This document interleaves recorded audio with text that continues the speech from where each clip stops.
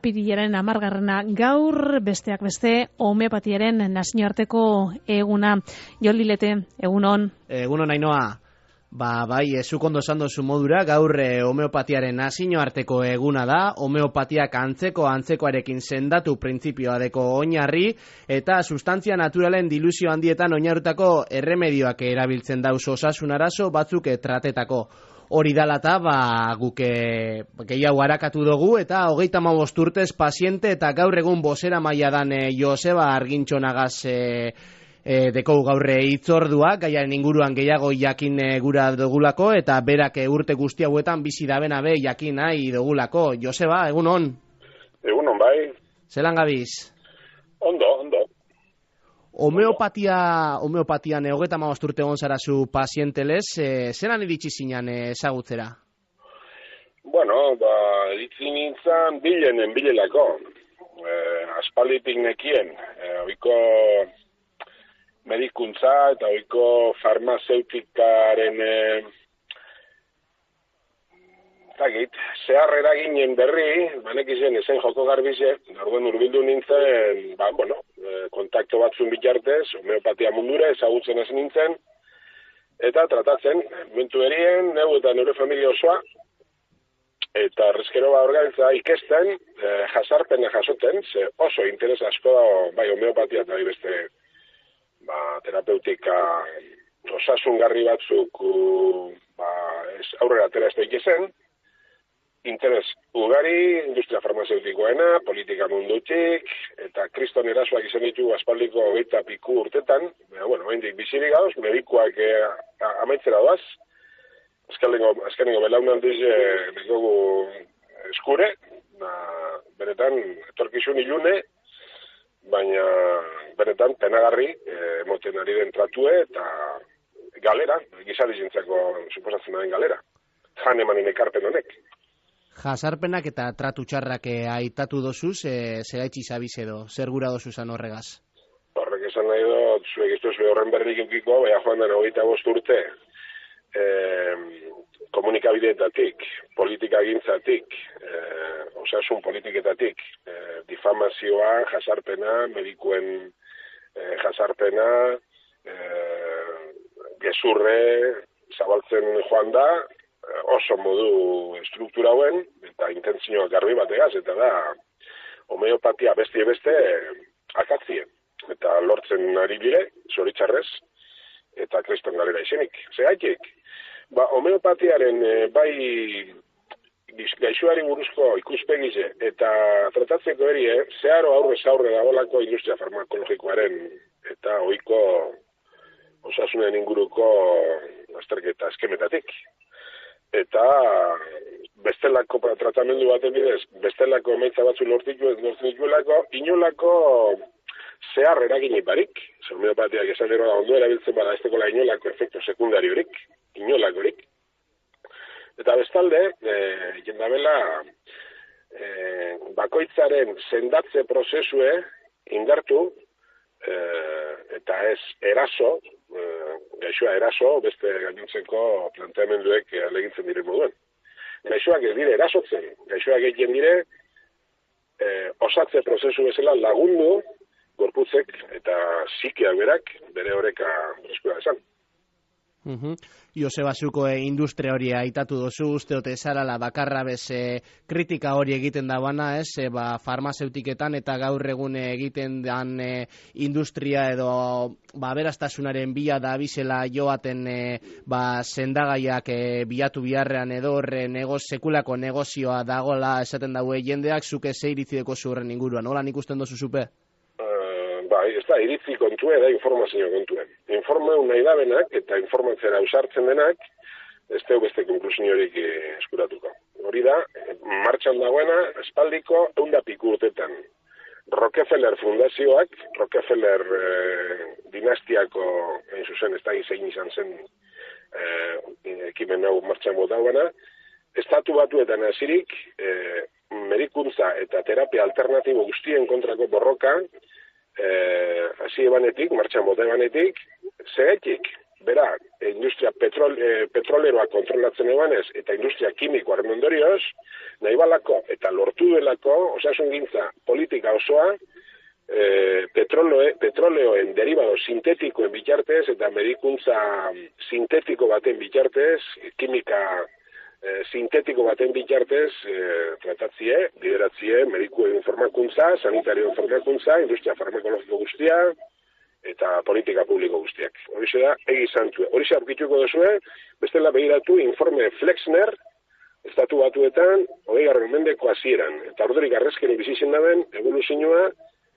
mundu guztianek. Medikuen formakuntzak, politika sanitarioek, eta industria farmakologikoan eragin, basati bat guzti horretan. Flexner informea. 35 urte dara zuzela esan dozu, paziente modura, 35 urte asko dira, ikasteko be asko balio izan dotzula esan dozu, urte hauetan ikasi dozun horretatik, zer da uste dozu gehien bete zaitxuna edo gehien zetan ikasi dozu? Beitu, dauz bi maila, bat oso praktikoa, eta da, zelan asmatu eskerokoan, batez be desorekado gaixotasun agudoetan, momentukoetan, fulminanti zelan dan, asma euskero remedioagaz homeopatiaren eragine, da fulminanti, gero, prozesu kronikoetan, beste bilbide bat da, gaixotzen emoten dugun urte mordoarekin, edo belaunaldi mundu egun denbora guzti horrekin, gero, gaixotasun kronikoak ez dire epe laburreko, bateko konponketa. Hori da, bere eragin zuzena da inmediatuari buruz, bai gaixotasun kronikoetan eta bai gaixotasun agudoetan. Eta bestalde, horren gainetik, asko arutzau, dau homeopatiak irakasten daben naturaren eta errealidadearen struktura eta funtzionamenduen paradigma hori.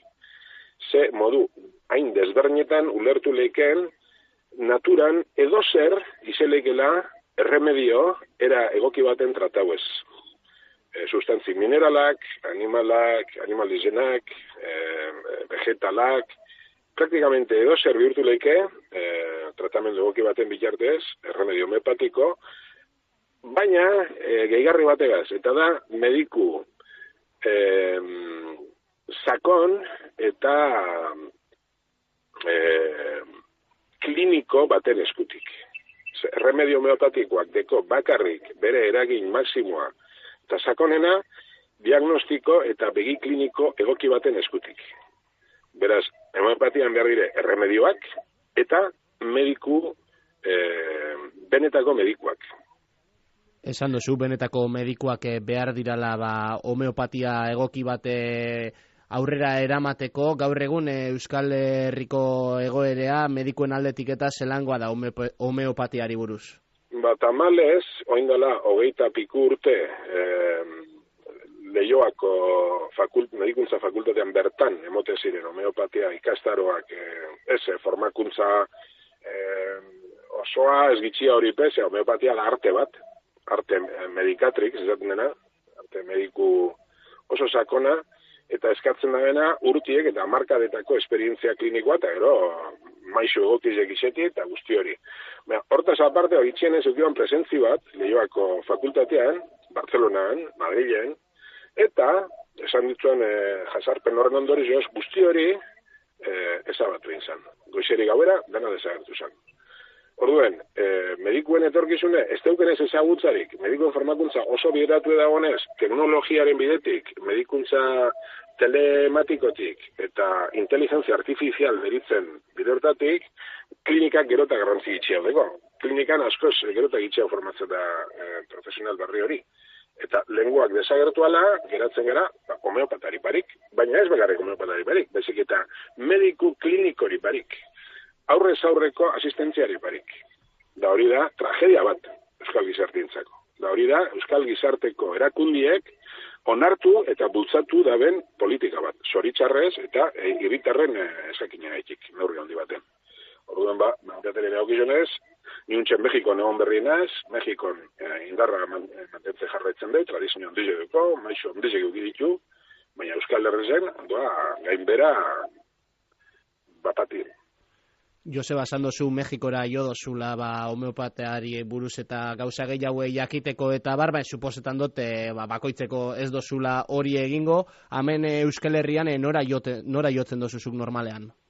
Bai, bueno, nik Mexikora indoan bidai hori izen da beste motibo baten gaitik, lagun bat laguntzeko ebakuntza bat egiten, bera hori aprobetxau izen dut, bere tratamendurako homeopatia lortu dirra izen dudanez, da kontaktu batzuk egin da bar, eta lehendik ere banekin, Mexiko hortan, tradizio handiko herrialdi dela, beste gure medikue, dalako Mexikon urte askotan egondakoa, da bertako maisu handi bat den Ortega profesorearekin ikasitakoa, eta ni tratatzen naiz, da nire familia osoa, bere ikasle zuzen baten eskutik, Gloria Alcover Lillo, Andaluzian bizidena gaur egun, eta berataz baliatzen gara, eta berak formatutako beste mediku batzukaz, berton geratzen diren apur batzukaz, orden jotzen dugu, mediku gana.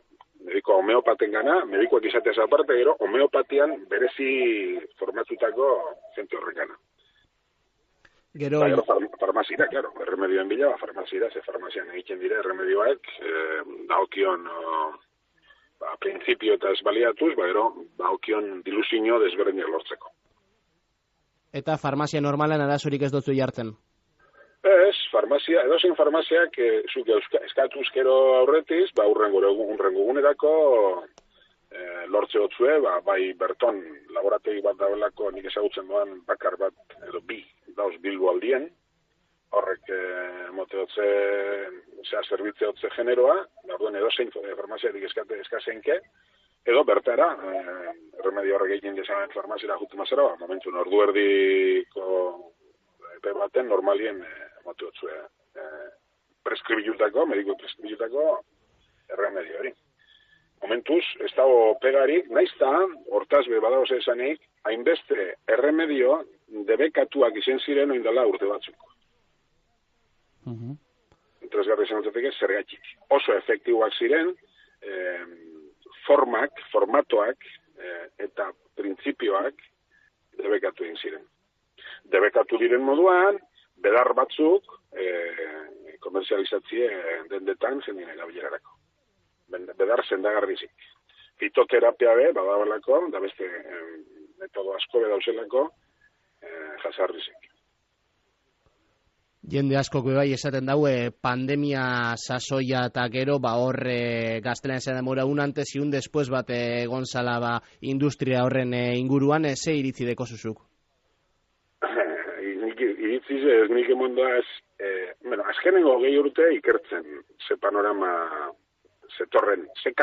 zekarten eta hoin dela 6 urtekoa izen zen esan duzune un antes y un después ikusi nahi dabenaren zat zertan oinarritzen diren politika sanitarioak eta ze helburu deuken eta hor homeopatia adibidez estenaratu zergatik argita garbi izan da beldurregaitik geratzen apurre akatuko zuten beldurregaitik badoz beste batzuk borrokatu izen da benak pandemia garaizen alternatiba izen dalako benetako osatze prozesurako lagungarri zen diren sustantziak aldarrikatu da bezen moduen beste kolektibo batzuk, homeopatia hor kokildu enginen, eta eskara agertu izen, modu konbatiboagoan, baina ni neu, eta nire familize, krisi oso aztergai izin letzekin krisialdi horren muinien geundenien, tratatu ginen eksklusivamente homeopatiarekin. Nire medikueri etxako paziente bakar bat hili zen. Bakar bat, da asko degoz,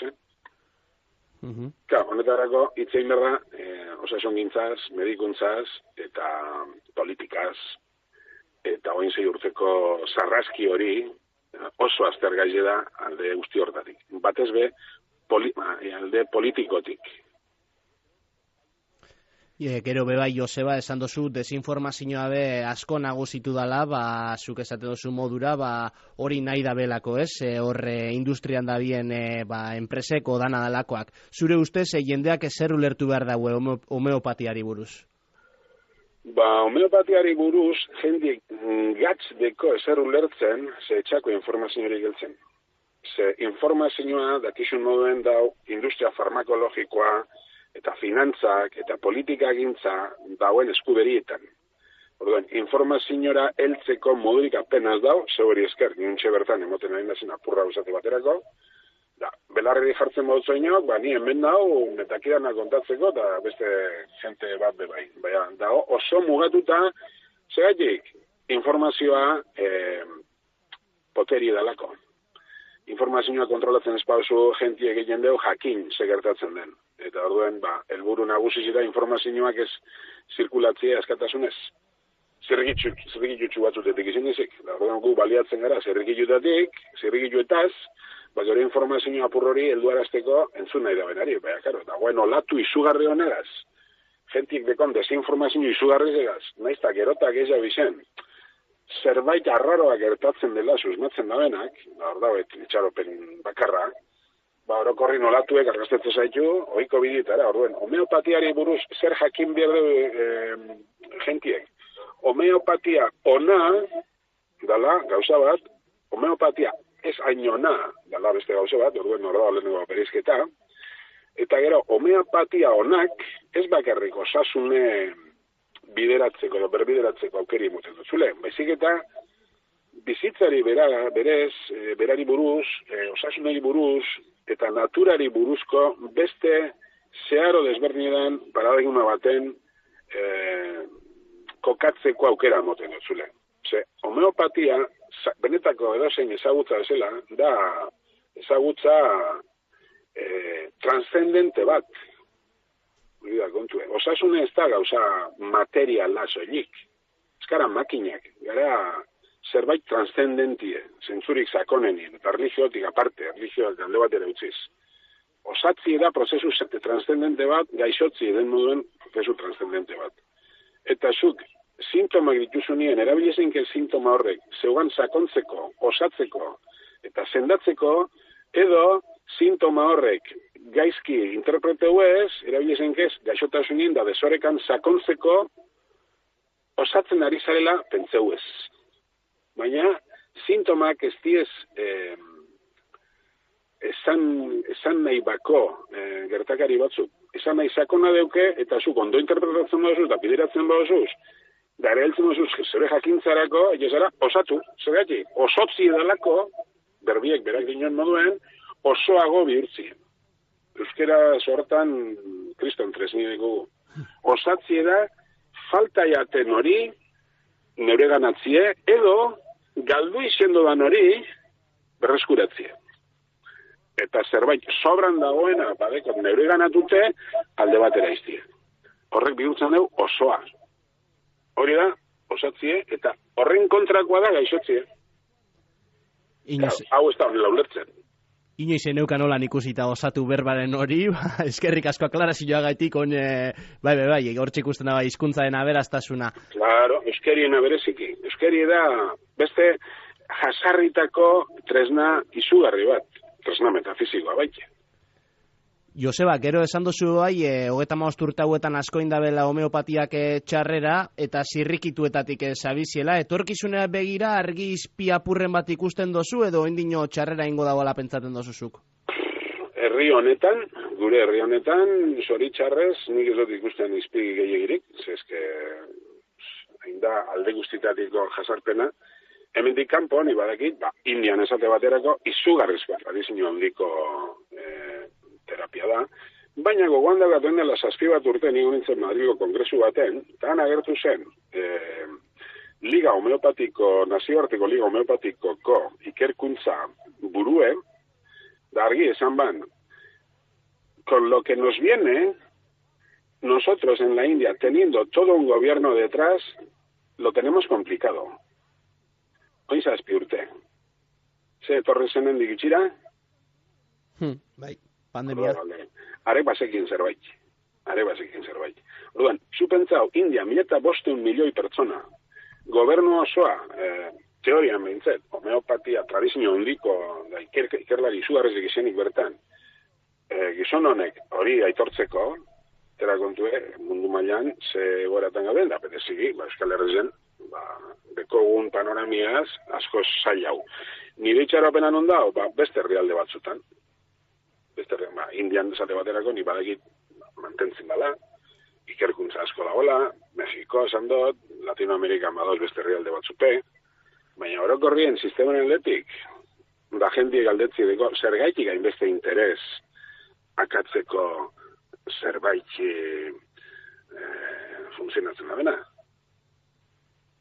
Horrek asko dinuzku. Haitu den nahi da benantzat, claro. Eta Joseba, hemen asko galdetuko dabe, eta ni neube bai, zuri zeuri pertsonalki homeopatiak zer remondotzu? Zertan lagundu dotzu? Niri lagundu izin dozte, neure gorabera fiziko, zein fizikoak bideratzen horrekatzen eta neure isetien sakontzen, osea, nik eukidu zen arazu, zein pertsona eukilik ezen arazu denetarikoak, larrizabak eta esen larrizak, tratatzen modu oso inokuo baten efekto sekundario daukizeniz. Hori alde batetik. Eta bestetik, balizu izien dozte, ulertzeko ze persekuzio dagoen mundu honetan jakintzarekiko. Izien da, lehen pertsonan bizi izeteko aukerie ze persegidu dagoen jakintza, ezagutza. Eta zein errez nahazten dan, argizia eta ilune, justo kontrako itxuri ezalduz komunikabilitatik eta erakunditatik. Ordan eukide efekto zuzen bat neu eta neure inguruko agentien osasunengan, eta bestetik neure ikuspegi munduerazko eta teknologia eta jakintza unibertsitate mundu horren inguruko ikuspegi orokorraren aldetik. Balio izan doztelako munduen ze era tramposoan eraikite dagoen izedana. Eta nahi da bena jakin, egon bihotzo galtzerdi horreri huelta. Danik hori zein dut, galtzerdi hori huelta emandotu. Zorizionez, neutzako eta neure inguruko jentintzako. Eta Joseba, amaitzeko laburre hori egin da, homeopatiaren nazio arteko eguna izan da, entzulei zer mezu gura dotzazu esan? Nik osasune estimaten daben jente guztizeri bat, gonbidapen bat, jarri kolokan ikuspegi publikoan oso biztan dagoen informazio, politika eta mezu guzti horreri. Jarri kolokan, ez sinistu, aztertu. Eta bilatu ostetik periferian. Osasun estimatzen baduzu, eta jentie zaindu nahi baduzu. Eta hor, homeopatia agertuko jatzu. Dudarik ez egi hor atzera aurrera, homeopatia agertuko jatzu. Ez bakarrik homeopatia, bai homeopatia, bai.